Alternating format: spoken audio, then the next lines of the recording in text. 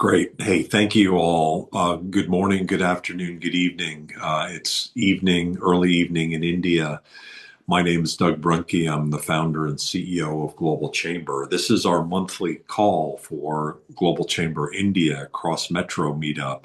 And there we have a couple speakers lined up. They're not in the room yet, but we have a number of other folks here in the room. There's a lot going on in the world. Global Chamber also is going through an extraordinary transformation right now. We have lots of news coming up in the next several weeks, and I've started to categorize it as it's a bit of a relaunch on April 27th. So I'm really excited to be able to begin to share a little bit about that over the next couple weeks. We've been really hard at work.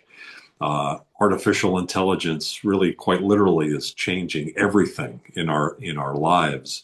We also have geopolitics and wars going on in the world. Those are happening.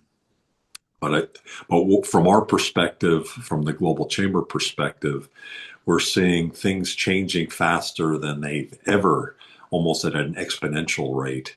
And it requires all of us to act. And that's what our intent is. And that's why I'm not sure what to call it yet. It's probably a relaunch, but we'll probably call it something different. We have a members platform that we're finalizing and putting together that'll be available in April. And Globy will be plugged into that, and just really excited about what we'll be able to do going forward to help our members be more successful in this very, very dynamic world. And so before RT and Vibrant Goa are in the room, who are our main speakers, I wonder if we could do a roundtable. And Aju, Martin, Cyril, you had started before we did the recording about some things that you're seeing. You have through your real estate businesses, you have access to dozens of cities across India. You're the go-to resource for us on companies that are landing in India. As you were mentioning, it's a very dynamic and challenging time to a large extent right now because of the war and the impacts of that. Could you share a little bit, first of all, introducing yourself, and then let us know what your perspective is of the market right now? Good evening, everyone. This is Aju Thomas from Cyril, India. So Cyril is one of the larger real estate consulting companies in India.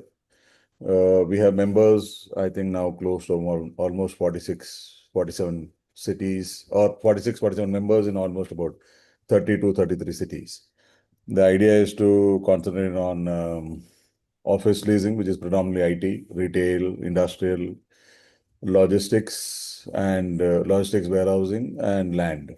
That's the predominant business verticals that we are looking at. So what I was saying earlier is that the war is taking its toll on the economy, specifically the Indian economy. And in all, the way I'm looking at it, Q1 of 2026, a lot of companies are going to report pain, especially in terms of the costs going up, logistics getting stuck and all. But I also fear that Q2 and Q3, the pain is going to be further more significant. The economy is already seeing a lot of discomfort with supplies in terms of crude oil or LPG and all. Middle East is a gateway for India, especially Dubai is a huge gateway for India. I would presume that a significant number of our investors come through India from that route. Shutting down of that gateway obviously affects travel, and I'm sure people would be postponing travel per se. I was talking to some of the international property consultants, and one of them happened to mention that a month's postponement of trying to take a decision has an effect of almost a quarter on the market. So right now, the market seems to be at the beginning of a lull phase. People are not sure what to do, and when confusion arises, I think people kind of step back. So I had a feeling at the beginning of this year, actually looking at the market, it was looking like January 2020. And market had just come out one of the best years in terms of leasing and all. And we're looking forward to a better year, and then COVID hit. So I was hoping and praying that nothing of that sort happened this year, but then we all got entangled in the war. And it is where it is. So that is predominantly there. We are seeing a huge effect of the war on the country, the economy. If you look at some of the numbers that are coming out of the economy, uh, expectations are down by a couple of percentage points going forward. So I think all that will now the real pain is yet to start, but it will start soon. Thank you. Amazing. That's not good news. How about do you notice anything on the foreign direct investment side? You help companies find locations. Is there any indication that you see or any data that you have that indicates either a slowdown or hesitancy?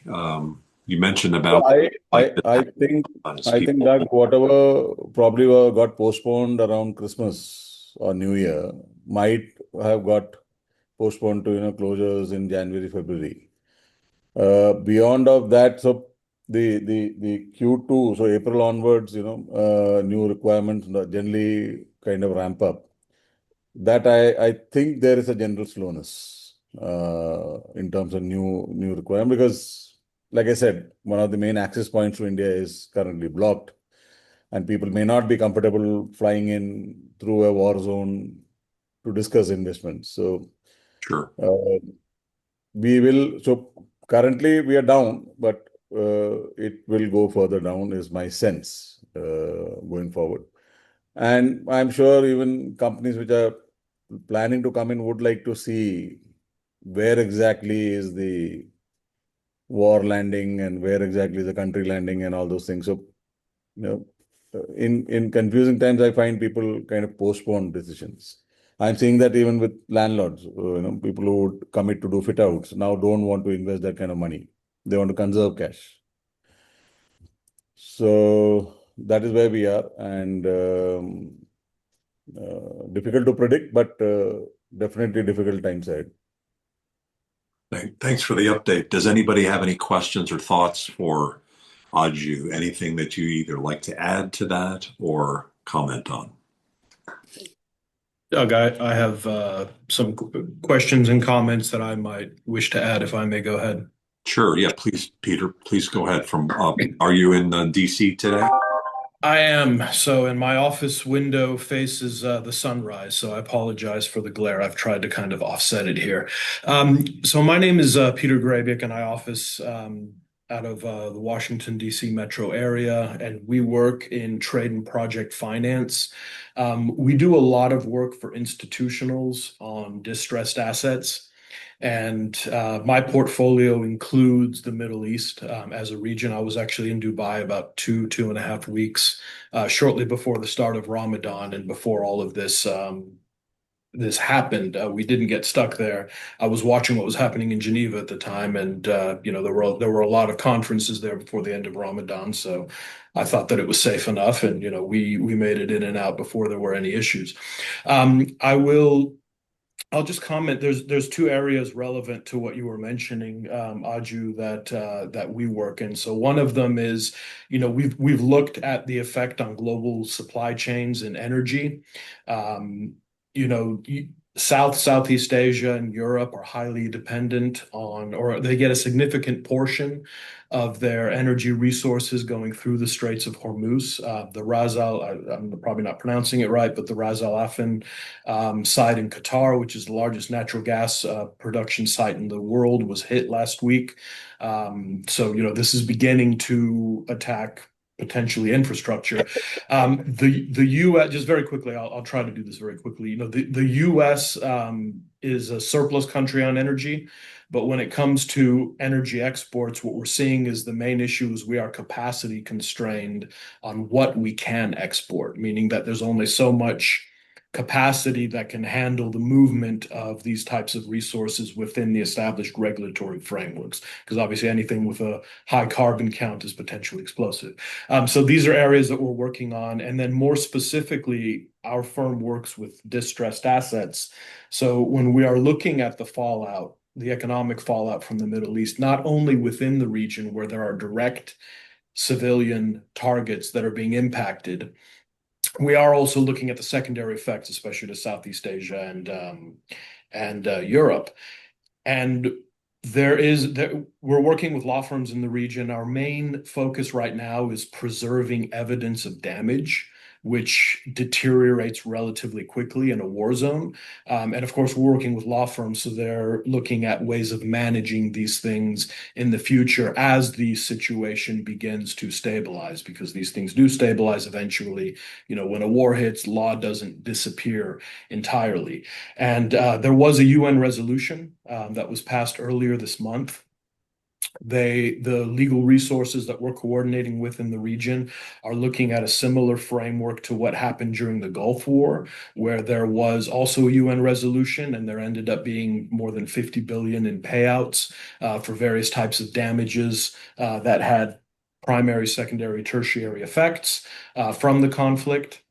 And so we are looking at addressing this from this emerging framework and preserving information of damages so that there may be recourse in the future in order to do so. I can say a lot more than that, but I won't. The only other thing I'll say is we don't know how the situation is going to end. So obviously, when there is some sort of treaty-based resolution at the end of all of this, that may have additional implications on what sort of recourse remains. In the case of the Gulf War, there were the payouts for damages were actually garnished from Iraqi oil resources. Something like that may be a mechanism that emerges after the Iran war.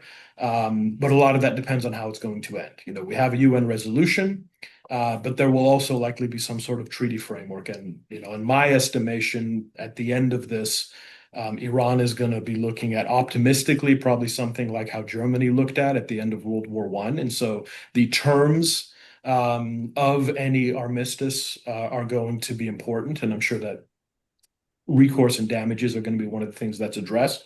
Worst case scenario, it might look something like a larger North Korea, which is just completely isolated. The estimates that I hear is something around 10% of the 90 million population supports the regime. But of course, the regime, which their goal right now is survival, the IRGC, the Iranian, regime, one of their acceptable outcomes in this is likely just having enough force to be able to continue to suppress the rest of their population that does not agree. And I think that's probably all that I can say diplomatically on that. And we'll be watching as things go forward, and we're all looking at structured approaches to try to address the fallout of these unfolding events. So I know that was a lot, but I thank everyone for their time. Thank you. Great comments. Any response to that, Cyril? And I'm happy to continue to go around the room as well. We have Mohammed Omar here from Turkey, originally from Iraq. Mohammed, you're right in the middle of all of this. What are some of the things that you're seeing? Do you have any impact, or do you have any interaction with India? And do you have any overall comments about the situation today? Hi, Doc, and good morning, good afternoon, good evening to everybody. I'm, as you know, located in Ankara, Turkey, but I am originally from Iraq. And when you think that you have seen all kind of wars, a new version appears, and we will experience that war. But thankfully, although we are in the middle of it, of course it will affect all businesses when it comes to import export. So the situation is changing rapidly on location basis. Who is against who is hitting who? So it's very complicated. And I'm actually not trying to understand the situation because it's too complicated from the inside.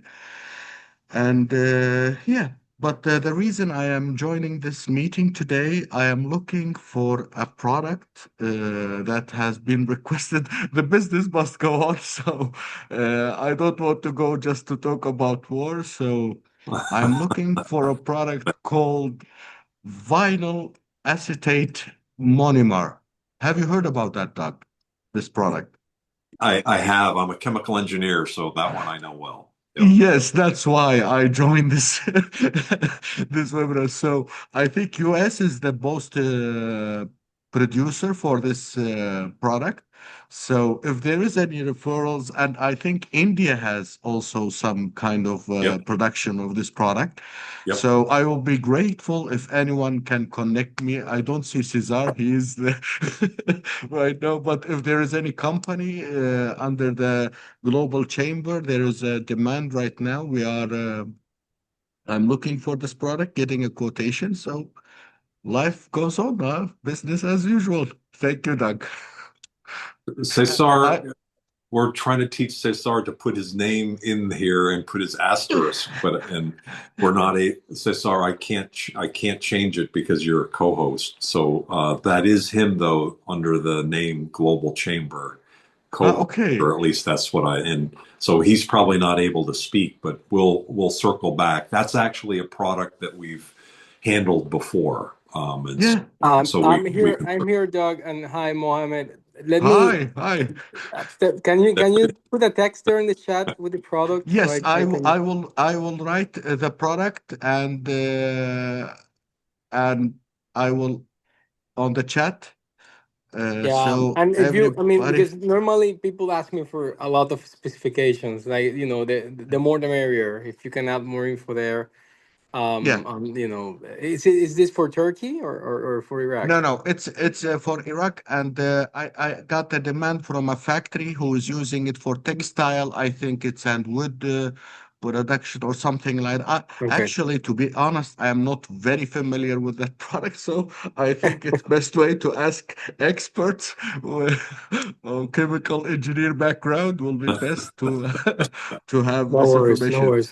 We'll spread the message. And anyway, a brief history of mine. I am Muhammad Omar. I was born in Iraq in the global trade business for more than 20 years. I'm located in Turkey, and anyone wants to expand, maybe not right now, in near future, maybe if you will be to expand to the Iraqi market, I will be more than happy to help. Thank you, everybody.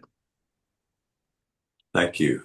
Great. So, what's kind of cool, I think, about Global Chamber is we can talk about specifics like the commercial real estate market. We can talk about the geopolitics and what's happening from an economy. And then we can get right down to, hey, I need vinyl acetate with these requirements. So this is a true marketplace. So thank you for sharing. Before we get too far, and I'd love to continue this conversation, we have about 30 minutes left overall. If you don't mind, though RT Nimker is not here from Global Chamber Goa, I see Milind Ankavar is here. And so, Milind, thank you so much. You have your own company, Open Destinations, and then you're also involved with Vibrant Goa. Thank you, and it's been great to be connected to you. Maybe this is the first time to talk with you directly, so it's an honor and pleasure. I think you and RT have been discussing the collaboration between Vibrant Goa, which we've known about for years, and Global Chamber. Would you like to share information about that or anything else that you'd like to share? You should probably do some introduction of yourself. Welcome. Absolutely. I think it's a pleasure to be here. And this is not the first time, though. I think first we spoke in the year 2004. So that was when we were doing a big global business expo, and that's where we first connected. Wow. Unfortunately, I think the time was very short for participation from the chamber.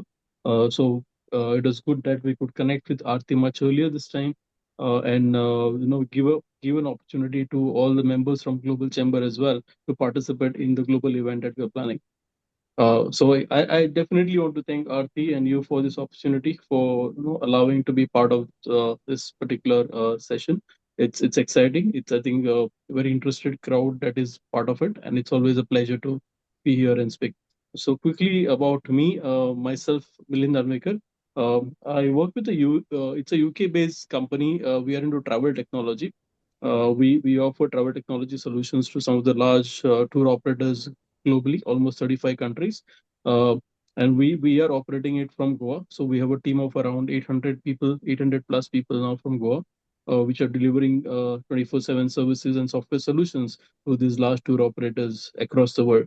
Uh, so yes, I think it's been a journey, and I think while in Goa, Goa is a small place, and I think many people probably know Goa more of a country, but no, we are a small state of a bigger country called India, and I think we are trying to grow in our own way. It's a very famous travel destination, but over the years, we just want to make sure that we are known for the business opportunities and the great things that we do in business as well. So that's, I think, the core when we said let's form initiative which will help drive the businesses from Goa, and that's where the Vibrant Goa Foundation came to birth, fully supported by the government of Goa, to make sure that we create a platform for the MSMEs in particular, so that we are exploring the global markets and allowing people to grow. And I think over the period, it has been great that we could create some good success stories.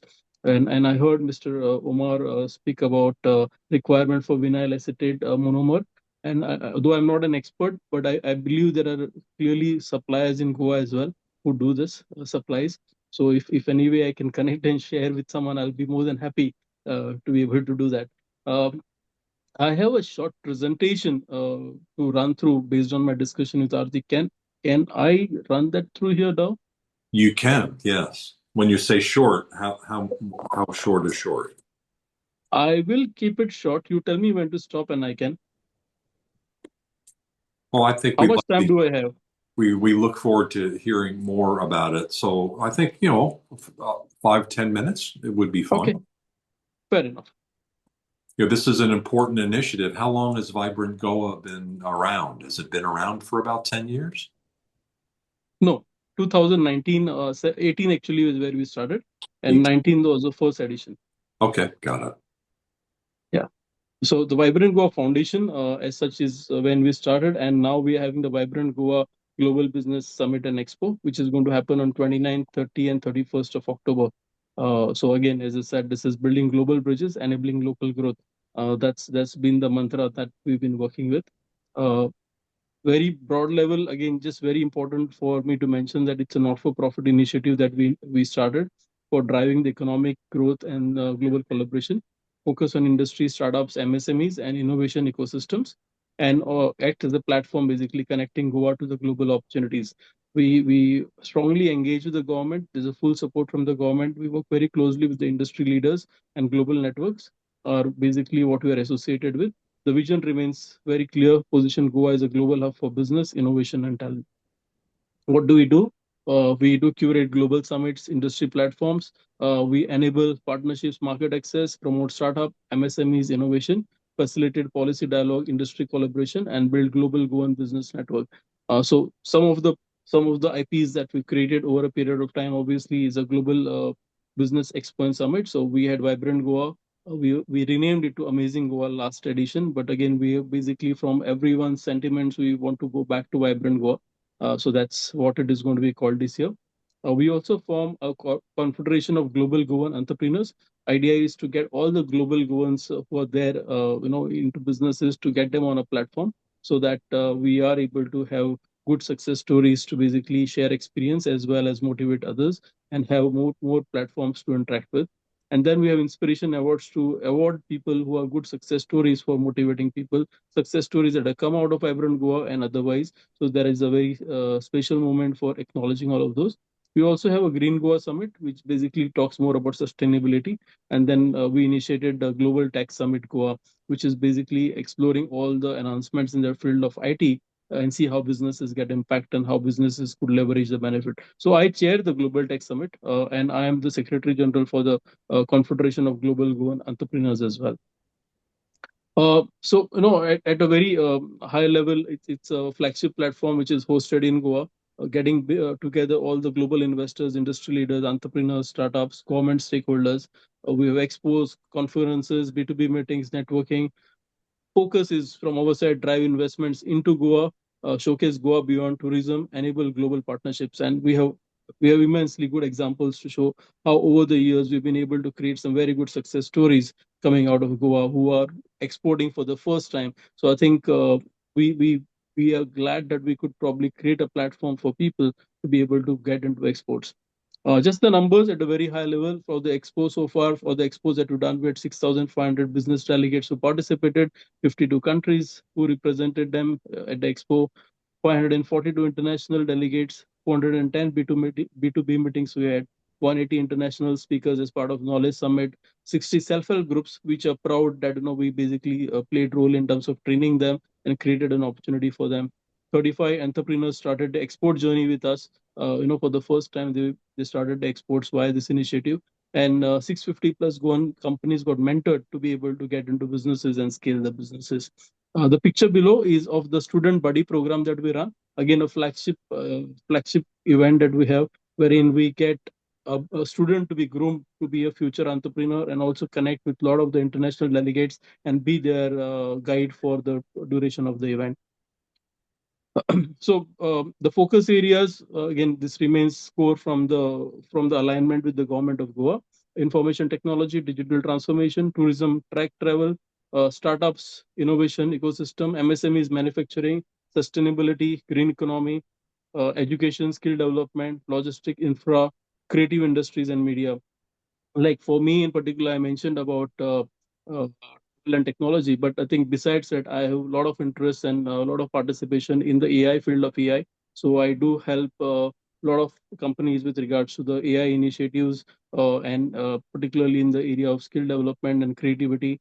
So I think that's a good thing. For example, looking for people across different countries who would be interested for collaborating. I'm happy to basically figure out what are the best ways to build those collaboration. Just an example, there are many more such things like in the different domains that we have. Uh, so yes, that's where the global chamber comes in, and I find a lot of synergies with the chamber and the activities that you do, the big global presence that you have, and the way you conduct these entire sessions. Make sure there is a platform where people interact, and there is some serious discussion happening even from the last participation that I had. So I believe it's a very good partner, which a lot of common synergies. So we believe this is going to be very fruitful participation and partnerships. We obviously are in the early stage wherein we are happy to announce that as with Aarti, we had a very fruitful discussion and we agreed to go ahead with it. And definitely there's going to be a roadmap coming up wherein the interests of all the members of global chambers has to be basically looked at as to how do you as members of global chamber get benefited, what are the incentives that we can offer to you as partners into this. I think all of that we will work out, and I'm sure Dow, we would like to have a more detailed meeting with you so that we are able to see how we can basically reach out to all your members and figure out how we can give them a very good opportunity to participate and be part of this Goa journey. So that's very positive, I would say. And the last slide, Goa, as we call GOA, great opportunities ahead. And I think this is an opportunity for inviting all of the members of Global Chambers to work together and more importantly, be part of Goa's global growth journey. So I see a lot of potential in this initiative that we have. We have definitely stories to back all of this, and I think with right partnership and right leadership, like how Dow has been basically driving, I think clearly it's a great opportunity for us to explore what can Goa be beyond tourism to everyone. And of course, you can always holiday down in Goa, but I think Goa and business is something which you'll always enjoy much more. So looking forward to having some good participation. And I'm looking forward to more detailed engagement with Dow and his team so that we are in a position to convey the incentives and the plans for all the members of the global chamber. So that was my time. Though hopefully I could stick to the time you allotted. But thank you so much for this opportunity. Absolutely perfect. Very succinct, very clear Does anybody have any questions or thoughts? I wonder, Aju, have you been involved with Vibrant Goa in the past? Are you familiar with their activities? Is this something of interest to you or people that you know? Not directly, no. But I Okay. have a member in Goa. I'll introduce to Milind. Maybe something can be done on ground. That sounds good. Sure. Mill, you're Yeah. based in Goa, is that true? Doug, can I I'm say based in something? Oh yeah, Shankar. Yes, please go ahead. Yes, good to meet you, Mr. Milland, and understand the whole presentation on Goa and attracting investments. This is something which I'm very focused on to bring FDI into Gujarat. And as the executive director of Global Chamber in Ahmedabad, I will reach out to Aarti and see what cooperation, what collaboration, synergy we can come together. I have many platforms that I'm part of and branched out of Global Chamber, of course. And I believe the timing is such that we are moving away from single-handed silos businesses into platform businesses. And that's where I see that we can really cooperate and bring a lot of interest from around the globe. And I can articulate, I can bring the news across the world through some of the social media networks that I work with and connections and see how we can, build it. Even some kind of a cooperation in Ahmedabad, we can look at it and build some synergies with investors from Gujarat coming into Goa. See how that works out or cross-pollinate. Thank you. Absolutely. I think that's going to be really nice. I think that's been the core of discussion as to how do we, and I think Aarti has been real great help in terms of being able to understand the potential. And I think the thought has not been very limited to a very small region. But again, how do we reach out to a bigger segment and how do we have people like you who could add value to be part of this entire initiative? So thank you so much for that, Mr. Shankar, and I'm definitely looking forward to the interaction. Sure. Thank you so much. I look forward to. Isn't there a vibrant Gujarat or something parallel to this, Shankar? Yes, Yes. that's where it all started. The vibrant Yes. word and the vibrant brand started in Gujarat when our prime minister was the chief minister here. And it became what is called the Gujarat model, vibrant Gujarat. And I think there is one plant in Jam. But now the way the world is going, I think like Doug uh, initially spoke about, we all have to collaborate. And it's no longer vibrant Gujarat. It is all about building it all together for India and the world at large. And I'm so much appreciative and interested in bringing what is called the collab. We all have different abilities, experiences, and knowledge. We must pull it together to bring it together. And I'm very keen on orchestrating what FDI would like to think. Because one side there is policy, one side there is geopolitics, and one side there are investors, and one side there is this new technology, which my friend in the Harvard calls it as technocracy. That's the new economy that is evolving. How can we all come together and create a new economic model that goes beyond all the present so-called realities? And there is definitely a space for that. And Global Chamber, being Global Chamber, having aggregated 605 cities, I think we got one of the largest pool of intelligence coming together. And we must all come together to make it all happen. Thank you, Doug. And that's a So, lot of the transformation that we're going through right now, recognizing that the world and its dynamics and its fragmentation, are one of the limitations is so many silos that are by city and by state and by country and by political party and by religion and by all these different ways we segregate ourselves. And yet there's one organization that's everywhere that includes everyone on the business side of things, and that's Global Chamber. And so now building the platform to facilitate people connecting in better ways is our focus so that we can pull people together in a more cogent way rather than just talking about it, create deals and connections online with the new platform. So I can't wait for you guys to see it. So, Doug, I just wanted to add something when you said about the new brand that you're creating. We can call it globalization reimagined or redesigned or something. Yeah, no, I think the world needs to be redesigned in many ways. And I think the good news is I think that most people yearn for connection, yearn for uh, finding ways to do as Aju mentioned at the beginning. You know, at the end of the day, we just need to do business. Or actually, maybe Mohammed, you were the one that mentioned that. You know, there's all this stuff going on. We need to be aware of it. But you know, hey, I need vinyl acetate, and so let's get stuff done. Marissa is a cross-cultural expert, and you know, I gotta believe, Marissa, that today's world is probably both frightening as it is to all of us, but also there's so much opportunity, isn't there, for connection. Would you just like to introduce yourself? Do you have any connections to India and anything Yes, you'd like to share? yes, thank you so much. It's great to be here. Thank you, Doug. Yes, I'm connecting from San Antonio, Texas, and I am, and thank you, in the Intercultural Talent is the name of my business. We are a workforce and leadership development company.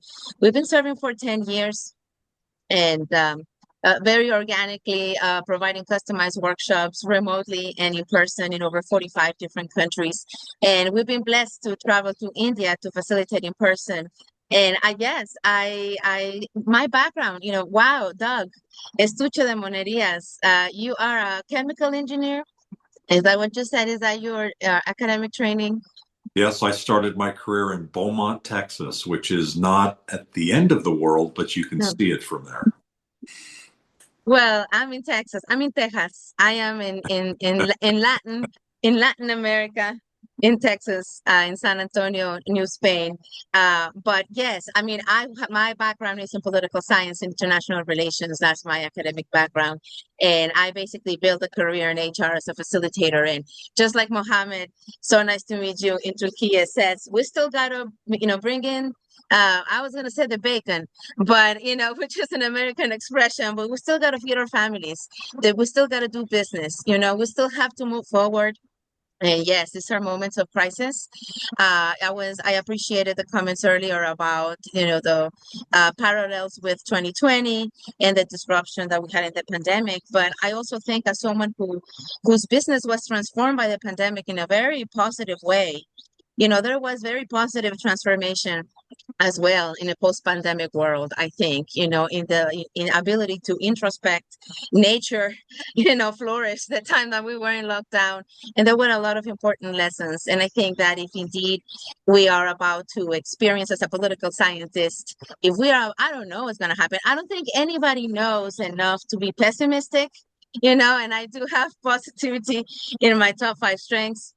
But I think the world, we have to keep moving forward, right? We move the world. We have to keep exchanging goods and services for the survival of our communities, of our cities, of our towns, of our countries, of our regions. So I've been up since 3 in the morning because I was facilitating for the Middle East, Pakistan, Africa region of one of my organizational clients, that they and I got approved to facilitate these remote strength sessions for chapter managers across those many countries, that have to keep working, moving forward, right, as much as possible with disruptions where there are disruptions, which we are seeing in the region, in Southeast Asia and the Philippines. We are seeing when it comes to the lack of enough energy. So if we are to experience one, I think that we learned important lessons in 2020, and I think that it is an opportunity as well. And I think that's as entrepreneurs, I am a small entrepreneur, but in the spirit of entrepreneurship, a lot of people have actually found the ways to benefit the world and benefit themselves and bring abundance to their lives through helping in moments of crisis, finding that service, that pivot that's necessary to be the change we want to see in the world.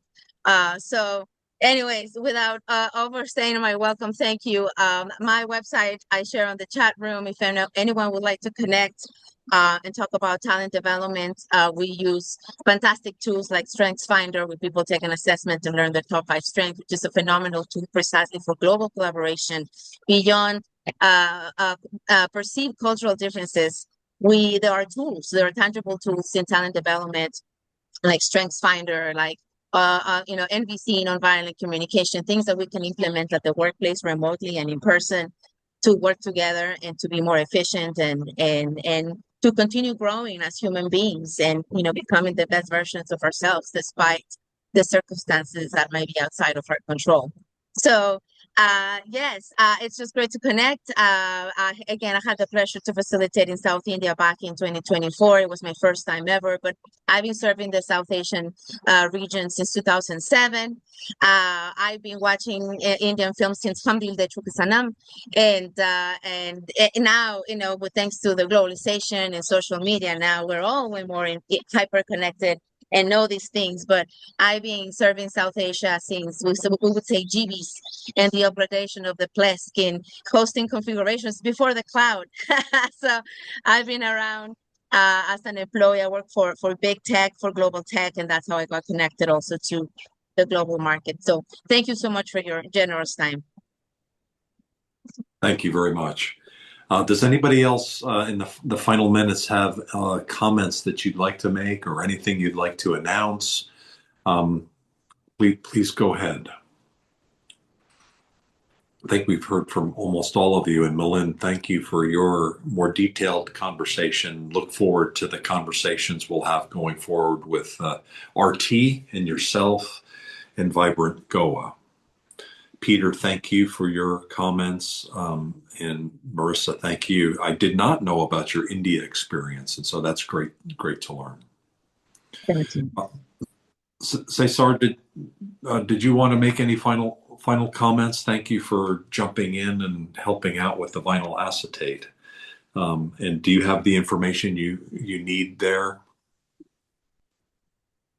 I got the email. Thank you, Cesar. Yeah, I already made the introduction to Rene Van Bardebeek. I texted Rene and he confirmed they had the product, so I made that connection. There you go. We might have another member in Dubai, but just for you to get options. So I'm waiting for her reply as well. Amazing. Thank you very much. Shankar, did you have something you wanted to share? Just wanted to, I'm looking forward to that reimagined aspect of what we are trying to build, because I have thought about expanding the Global Chamber Ahmedabad through committees that I'm wanting to create what is called the AI Infrastructure Committee, the FDI Committee, or the Real Estate Urban Development Committee, which can have international advisors on it and have local advisory come on it. So that builds the gravitas to take it forward with the tri-sector. Whenever we want to talk to somebody, I don't want to go alone, but I want to create these little committees under Global Chamber Ahmedabad. And that will help us influence the government or the private sector or the academia. That will create a whole new dimension to what we are trying to co-create. So I will write an entire paper on that and send it across and seek your advice, inputs, and go forward from there as a new model for Gujarat, Ahmedabad. Brilliant. Thank you very much.